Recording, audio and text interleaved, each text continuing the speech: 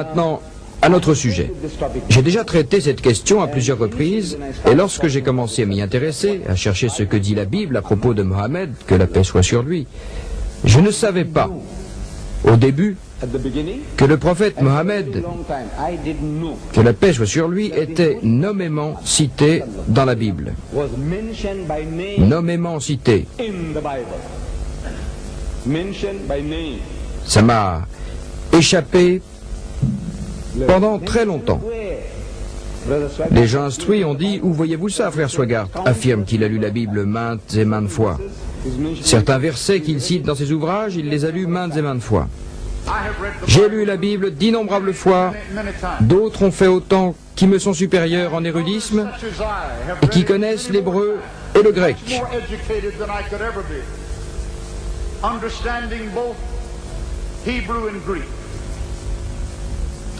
Et malgré ces lectures innombrables, frère Swagart n'a rien vu. Est-ce possible? Je vais vous expliquer comment je vois les choses. D'abord, Mohammed est nommément cité. Dans les manuscrits primitifs, le Vieux Testament,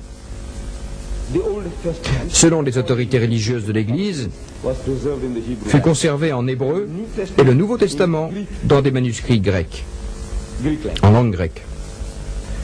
Dans l'Ancien Testament, Cantique des Cantiques, chapitre 5, verset 16, nous lisons en hébreu. Je suis certain que frère Swagart appréciera, car je l'ai entendu dire qu'il connaissait l'hébreu et qu'il connaissait le grec.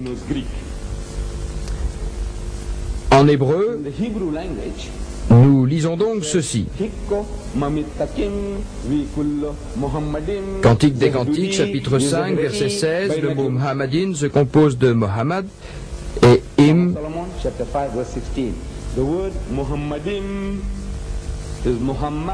Im est le pluriel de respect en hébreu. Le premier verset de la Bible dit, livre de la Genèse, chapitre 1, verset 1, au commencement, Dieu créa les cieux et la terre. Le mot Dieu en hébreu, c'est Elohim. En hébreu, El désigne Dieu, Allah désigne Dieu, Elohim est une forme de pluriel qui marque le respect et la révérence. Pluriel de respect. Dans toutes les langues orientales, y compris l'arabe et l'hébreu, il existe deux sortes de pluriels. Dans ma langue maternelle, nous avons le pluriel de respect et le pluriel des nombres. En ourdou, pluriel de respect et plusieurs des nombres. Dans le Coran également, nous trouvons exactement la même chose. Comme dans ce verset, Dieu dit,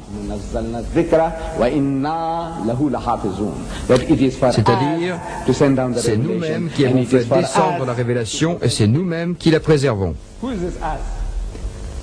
Qui est-ce nous? Demandez à n'importe quel musulman. Qui est-ce nous? Est-ce Dieu, Gabriel et Mohammed? Comme le Père, le Fils et le Saint-Esprit? Non, non. C'est quoi ce nous? Que désigne-t-il? Quand on nous dit dans le Coran, dit c'est lui Dieu, seul et unique. Ici, il parle de nous. Aucun chrétien arabe n'a posé la question aux musulmans. Aucun chrétien arabe n'a demandé aux musulmans qui est ce nous. Car il sait que dans sa langue, il existe deux sortes de pluriels. Le pluriel de nombre et le pluriel de respect. Ce nous, c'est comme dans les décrets royaux. Vous avez le pluriel de respect. Nous avons décrété, dit la reine. Nous, qui désigne-t-il ce nous? Non pas elle, son époux et son fils. Non, non, non. Il ne s'agit que d'elle seule. Le pluriel de majesté. Ainsi, Elohim est un pluriel de respect. Im, elle, c'est Dieu. Allah, c'est Dieu. Elohim, c'est plus qu'un pluriel de respect. Mais nos frères chrétiens, vous savez, lorsqu'ils veulent expliquer la Trinité, que Dieu Tout-Puissant se manifeste dans trois personnes, trois personnalités, une Trinité, ils disent que ce S désigne le Père, le Fils et le Saint-Esprit parce que c'est au pluriel. Admettons que c'est au pluriel. Mais s'il désigne les dieux, c'est la traduction exacte. Mais il n'existe aucune Bible, aucune des différentes versions de la Bible, pas une seule Bible au monde où il est dit « Au commencement, les dieux ont créé les cieux et la terre ». Je vous demande pourquoi êtes-vous si malhonnête? Si c'est au pluriel, pourquoi n'employez-vous pas la marque du pluriel? Pourquoi ne dites-vous pas au commencement « Les dieux ont créé les cieux et la terre ». Pourquoi dites-vous Dieu? Voyez-vous, si c'est au pluriel, dites-le franchement, dites qu'il y a des dieux. Le Père, le Fils et le Saint-Esprit, et qu'ensemble, ils ont créé les cieux et la terre. Non, demandez à n'importe quel juif, c'est son livre saint, demandez-lui ce que signifie ce hymne, il vous dira, écoutez, c'est, dans ma langue, c'est le pluriel de respect, Dieu est unique, mais par respect, nous parlons de cette manière. Hymne, Mohammed, hymne, pluriel de respect. Le mot est là, en hébreu. Dans l'original de ce qu'ils appellent original, il est là. Mais ils l'ont traduit en anglais, le tout beau. Mon bien-aimé est tout beau, dit Salomon.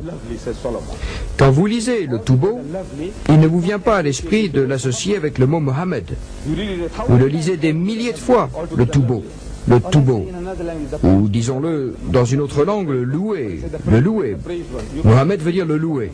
Quand vous dites le loué, vous ne pensez jamais qu'on parle de Mohammed. Quoique Mohammed veuille dire le loué. Vous n'avez pas le droit de traduire les noms propres, quels qu'ils soient. Votre nom ne doit pas être changé. Monsieur Noir est Monsieur Noir, même s'il est blanc. Qu'il soit européen ou caucasien, vous n'avez pas le droit de dire Monsieur Aswad. Vous ne pouvez pas l'appeler Monsieur Aswad. Il est Monsieur Noir. En ourdou, je dis Monsieur Noir.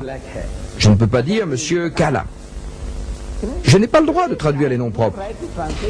Vous savez, à une certaine époque, le président de l'Afrique du Sud était Mynheer Swart. En afrikaans, Mynheer veut dire monsieur, et Swart, noir. Mynheer Swart signifie donc monsieur noir. Mais je dois conserver le mot Swart pour que vous sachiez qu'il est Afrikaner. Si je traduis par monsieur noir, vous pourrez penser qu'il est français. Si je le traduis par Kala, vous croirez que c'est un Pakistanais. Voyez-vous, si je le traduis en zoulou, Memza Miyama, ce qui veut dire noir, vous allez penser qu'il est zoulou. Le président d'Afrique du Sud. Vous n'avez pas le droit de traduire les noms propres. Mais ils l'ont fait. Mohammedin, ils l'ont traduit par le tout beau.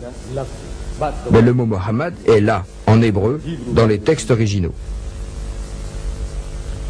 Ainsi, merci. Merci. Merci.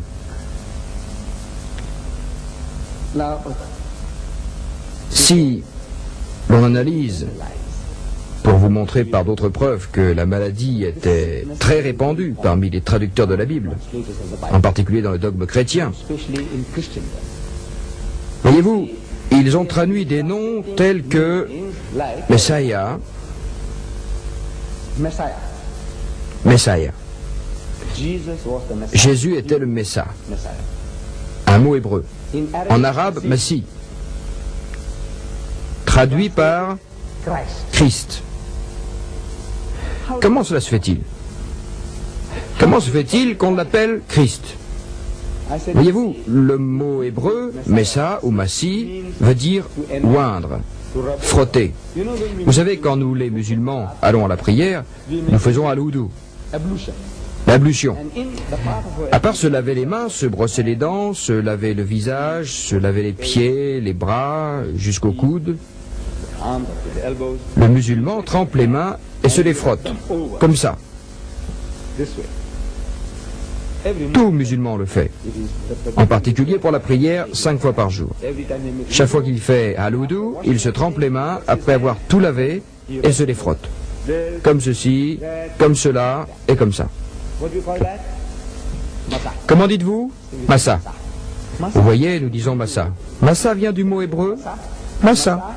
Massa, Massaha, en arabe et en hébreu, veut dire frotter, masser, oindre. Et celui qui subit ce rituel, on l'appelle Massa, Massi, c'est-à-dire celui à qui on fait cela. Les prêtres et les rois étaient oints ou frottés.